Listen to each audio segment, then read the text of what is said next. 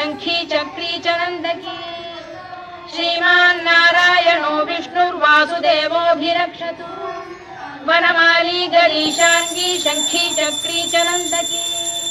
श्रीमान्नारायणो विष्णुर्वासुदेवोऽभिरक्षतु इतीदं कीर्तनीयस्य केशवस्य महात्मनः नाम्नां सहस्रं दिव्यानामशेषेण प्रकीर्तितम् य इदं शृणुयात् नित्यं यश्चापि परिकीर्तयेत् नाशुभं प्राप्नुयात् किञ्चित् सोमुत्प्रेह च मानवः वेदान्तको ब्राह्मणः स्यात् क्षत्रियो विजयी भवेत् वैश्यो धनसमृद्धः स्यात् शूद्रः सुखमवाप्नुयात् धर्मार्थी प्राप्नुयात् धर्ममर्थार्थी चार्थमाप्नुयात्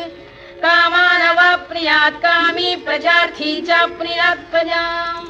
भक्तिमान्